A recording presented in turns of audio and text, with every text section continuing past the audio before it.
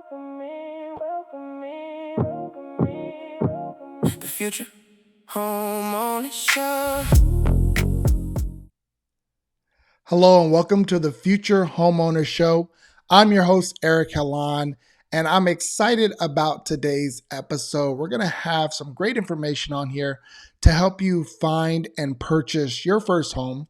And we're going to go over a couple of articles that are impacting first-time home buyers today. We're also going to be taking a deep dive to talk about how AI is actually impacting, helping, and could be hurting first-time home buyers. So we'll take a deep dive into that. And then we're going to answer one question during our Real Questions, Real Answers segment that I think a lot of first-time home buyers are having in today's market. So looking forward to this episode. Let's go ahead and dive right into it as we go into the pulse of the market. Pulse of the market, what's moving out? Pulse of the market, we'll show you how. Rates in the money, inventory low, hot homes get picked before they even show. Neighborhood numbers count every trend. We reg the signs and explain the end. All right, so I want to talk about two articles that I read recently that I think impact first-time home buyers and may help you in your home search and understanding some different concepts of buying your first home. The first one that I read was actually from Redfin, and it talked about down payments. So average down payments across the country are falling, which means that buyers are putting less money down when purchasing a home. Now, this doesn't just impact first-time home buyers, but it's just as general for all buyers. So keep that in mind. The actual down payment has dropped to about 15% of the purchase price. Now, I know when we usually talk about different down payment assistance programs, first-time homebuyer programs, where you can actually put down 3% or less in order to buy your first home. But this is just an eye-opener to what's going on the market. So a lot of first-time homebuyers are saying that they're putting less money down and keeping more of their cash. It's not that they don't have the money, but they're just a little bit more concerned about the economy and economic news. And so they're choosing to keep more money in the bank as opposed to putting it down on their purchase. And this is something that I actually talked to a lot of first-time home buyers about. Even if you have 20% to put down on your first home, you should be utilizing down payment assistance. You should be utilizing any types of grants or programs that are out there trying to get seller credit and concessions to pay for your closing costs. You should really try to use what we call OPM, other people's money, and be keeping as much of your own money in the bank as possible. Now, this does impact if you were putting less than 20% down, it does impact what's called your private mortgage insurance. So if you put less than 20% down, you could have an additional amount that you have to pay on a monthly basis for your mortgage insurance. So keep that in mind. You can definitely talk to your loan officer about that. But if it makes sense to be paying maybe an extra $150 or $200 a month, but save yourself $20,000 to $25,000 that you can keep in your bank account, then chances are it's going to be beneficial for you to do so. So, this is something that's going on. It is a trend that we're seeing in the market, something to be aware of. And as a first-time home buyer, you should be utilizing other people's money as much as possible. So here in the San Diego market, we are actually still seeing about 20% down. Again, this isn't for first-time home buyers, just all buyers. A lot of San Diego buyers are selling a property and then using the equity to purchase another property so they have more money to put down. So don't be alarmed or afraid that you're not going to be able to buy because you're maybe only putting 3.5% down or no money down at all. That's not the case. Depending on the home and the competition in the neighborhood, you can still purchase. Now, the second article that I read was pretty interesting. It actually talks about co-buying for first-time home buyers. And we've done an article about this in the Future Homeowner Academy, but we never really addressed it here on the podcast. And this is something that may be an option for you if you're looking to make the transition from renting to buying. So what co-buying is actually buying a home with somebody else. Maybe it's a friend, could be a sibling. If you're in the military, it could be another active duty service member where you can combine your VA home loan. But it's just buying with somebody who you're not married to. So it's unmarried partners, things of that nature as well. So you're combining income, you're splitting, down payment, you're splitting the monthly payments and the monthly costs, and it just helps you to buy a home. So right now we're seeing about 32% of first-time home buyers that are buying a home with a co-buyer. This isn't a co-borrower, this is a co-buyer. And it's a growing number. So we are seeing that number go up over time. Like I mentioned, it's going to give you a quicker path to make that transition from renting to owning. And then it's also going to give you more purchasing power. So maybe you can't, afford a home at $750,000, $800,000 on your own. But if you combine incomes with somebody else and you purchase a home together, then you may be able to qualify. And it's not necessarily that you have to live with this person for 30 years. I've had clients who bought a home with their friend, and then the home appreciated over time. Over 3 years, they end up going their own separate ways to buy their own homes. One was getting married, having a child. And so they were just buddies who bought their first home together. They let that equity build. Then they took that equity and they bought a separate home each. And so it does happen, and it does give you an opportunity to have a strategy to do such. So, don't look at it as a permanent thing that you have to live with somebody for 30 years. That's not the case. Really, what it's about is just being able to buy a home as quickly as possible, combine your incomes, and let it be a step to at least get your foot in the door, so you can start establishing some home ownership, letting the appreciation work in your favor and not against you as you rent. So those were the two articles that I wanted to cover. If you have any questions about like co-buying or any of that, definitely reach out to me. I can answer those questions for you. And then, think about different strategies. It's okay to think outside the box when it comes to buying your first home. It's really an opportunity for you to take advantage of some of these things that aren't necessarily available to you if you weren't a first-time home buyer. So those are the two articles I wanted to cover. Let's go ahead and jump into our next segment, which is our deep dive. Deep dive, go a little deeper. Deep dive, get wild. Deep dive, deep dive, deep dive, deep dive, deep dive, deep dive, deep dive.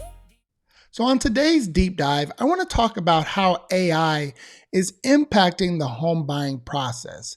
AI is a hot topic right now. I know there are people who love AI. There are people who don't trust AI, but there are ways that the technology is making the home buying process easier.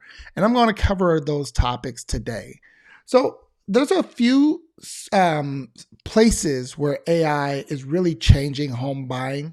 And those areas are really in the home search, being able to budget for a home, obviously financing and kind of like getting your documents together throughout the process makes it a little bit easier. But also due diligence is another area where AI is making things easier. And there are some decisions that you can start to use AI to help you with throughout the process. And so I'll dive into each of those individually so you have an understanding. Let's first talk about the home search. So nowadays, home buyers are actually using AI to make their home search easier. They're talking to AI as opposed to using home filters.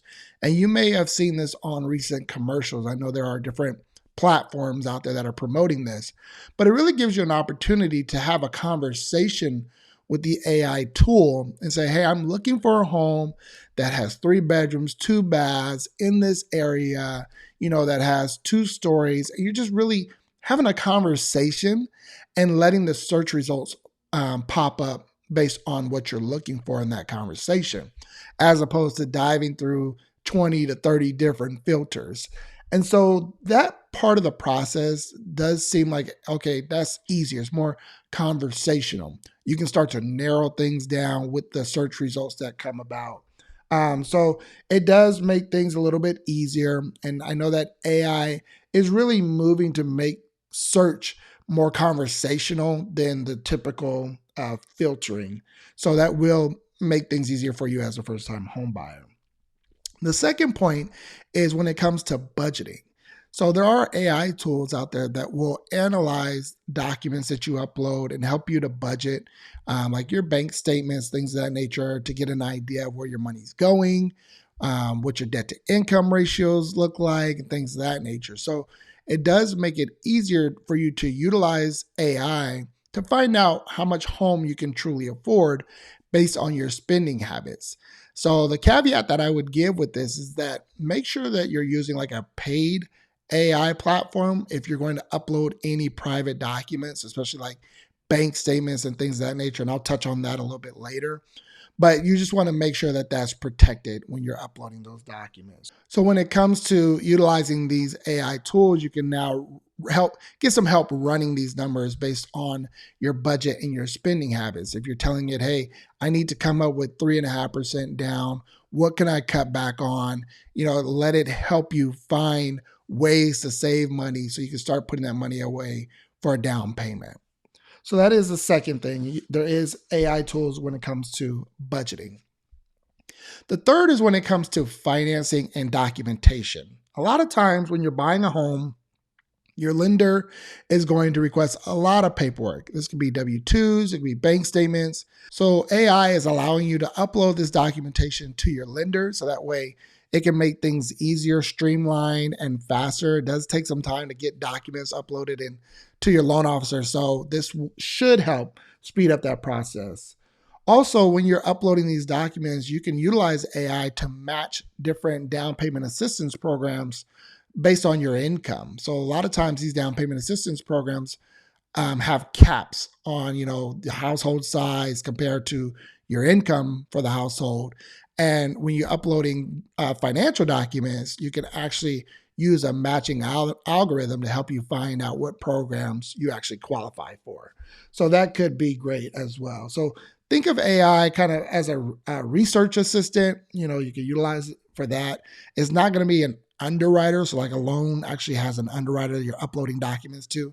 It's not necessarily for that, but you can upload financial documents to figure out, what programs you qualify for and speed up the process to help your loan officer.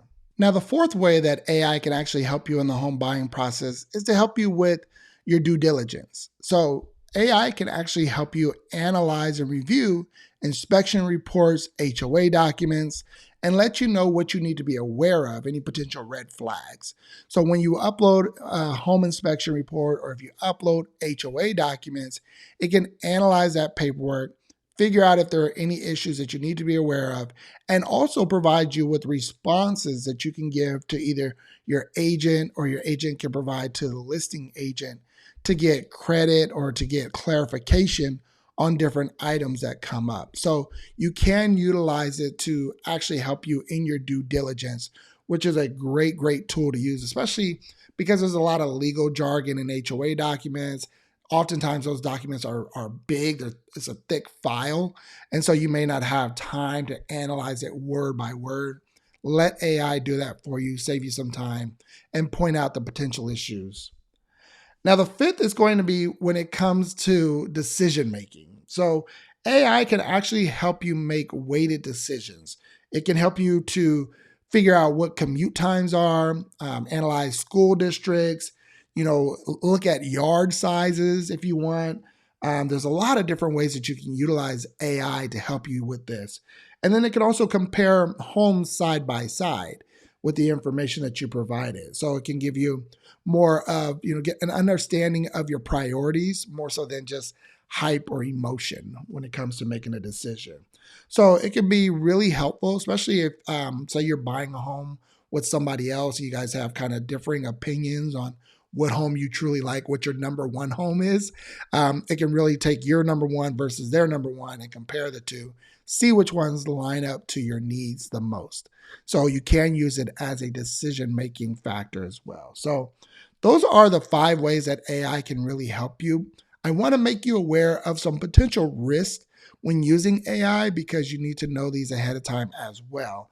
It shouldn't be a catch-all. You shouldn't fully trust AI to make all the decisions and be the professional in the process, but it can help you. So there's a few things that you need to be aware of. Number one, AI still does have hallucinations. So there are things that, it doesn't, it's confidently giving you facts that are inaccurate. Those are called hallucinations in AI. So verify the facts that it provides. Number two, it could have stale data. The data could be old. So you want to make sure that it's utilizing the most up to date information. If you need more up to date, MLS information or property information, you can get that from your agent and then provide it to your AI tool. Also, there's no fiduciary duty when it comes to AI. So your agent, your loan officers, they have a fiduciary duty to protect you, to make decisions that are in your best interest, and AI doesn't. And so consider that as well. AI, a chat box is not legally responsible for the advice that it gives you. So it doesn't have that fiduciary. Another thing that I kind of touched on earlier is privacy. So make sure that you're protecting your personal data. Make sure you're not uploading any documents to a public AI tool, especially when it comes to like social security or bank account numbers, things of that nature. Just make sure you're not uploading that information that makes it readily available to the public. And then the fifth one is fair housing. So be careful when you're asking questions of AI. Make sure it doesn't steer you in a community based on a protected class. You could get in trouble with that, especially if your real estate professionals are utilizing it to help you do that. You just want to make sure that you're not, breaking laws when it comes to fair housing. Okay. So really, those are the things that I wanted to cover when it comes to AI. I think it is helpful. I think it does speed up the process. It helps you to do due diligence, help you understand documents and lingo or jargon that you may not understand. You can ask AI to define certain words for you. So there are a lot of benefits, but just keep in mind some of those things that I pointed out that may be risked, so that way you're protected through the entire process. So that's why I wanted to take a deep dive. Hopefully you have a better understanding of how AI can help you in the home buying process. And so now let's jump into our Q&A section, and that is going to be our real questions, real answers. No more guessing, no more doubt. Real steps, real answers, that's what we're about. Real questions, real answers. Ask it plain. Real questions, real questions. So I got one question this week that was asked of me, and I think it's a good question that most buyers are thinking, even if you don't say it out loud. But the question came in asking, is today's market a buyer's market or a seller's market? And so it's kind of a tough question to answer. In general, let me start from kind of like that 40,000 foot level. In general, we're in a buyer's market. And I say that confidently because homes are typically sitting on the market longer, interest rates are a little higher, and we're not seeing a lot of offers made on properties. And so buyers have some flexibility, they have some pull, they have some weight when it comes to making an offer because sellers are looking for an offer. So, in general, yes, we are in a buyer's market. The caveat to that is it depends on the neighborhood. There are some neighborhoods where homes are still selling in less than a week. There are some neighborhoods that are so highly desired that buyers are still paying above asking prices. Just came up. I was helping a client in a particular neighborhood looking at the numbers, and homes were selling above asking, and they were selling in like 2 or 3 days. So there are some neighborhoods, some homes, and even home types that could be selling faster or could be more of a seller's market, if you would. But I would just, encourage you not to try to time the market, not to wait for the perfect timing. The best time for you to buy a home is going to be when you're ready and when you're approved to buy. That is the best time to buy. So honestly, if you're looking at, is it the right time for you? That's a conversation to have with your lender to get your pre-approval and then to get out in the market and see what's available and what's going on. You can talk to your agent about how hot homes are, if they're getting multiple offers, things of that nature. But in general, it's going to be a buyer's market. And in general, if you got qualified, it's your market. So take advantage of it. That's all that I have for this week's episode of the Future Homeowner Show. And I really hope that this information, these topics, are helping you in your home buying process. If you have any questions and need to reach out, don't hesitate. Ask the questions, reach out to us on any of our social media channels, and feel free to share this show, this podcast, with someone you know who may be looking to buy their first home. Until the next episode, be blessed.